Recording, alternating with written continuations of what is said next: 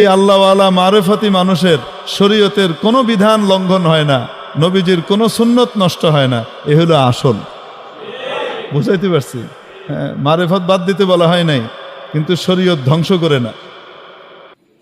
তো মেরে মোহতারাম দোস্ত বলছিলাম, ওই যে খলিফা হারুনুর রশিদ আর কে, তো বাদশাহ ঘুম থেকে ওঠার পরে এটা শোনার পরে চিন্তা করতেছে, হায় রে হায়, কালকে তো বিশাল লস খাইছি, এই পাগলের কাছ থেকে তো এটা কিনে নিতে হইতো, নাই। এখন কি করছে,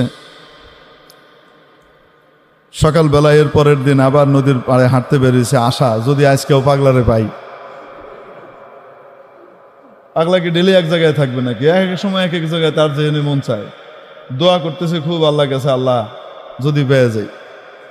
এখন গেছে, যাওয়ার পরে হাঁটতে হাঁটতে হাঁটতে হাঁটতে দেখে ও জায়গা মতো এই বাহলুল মজনুন আছে, ওই যে দেখা যায়। তো এখানে গেছে, গিয়ে কয় কি করো? জান্নাতের বালাখানা বানাই। কয় কার লেগা? যে কিনবো হের লেগা। আমি যদি কিনি আপনিও পাবেন। দাম কত?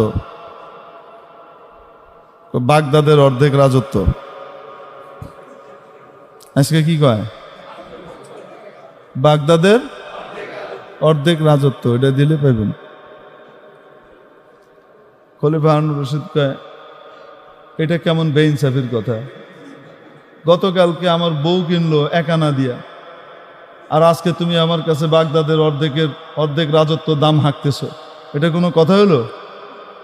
তো বাহলুল নিচের দিকে চাই, আঙ্গুল লাড়ে আর কয়, কালকে কিনছিল না দীক্ষা, তুমি আজকে আইসো কিনতে দীক্ষা, এর লেগা দাম।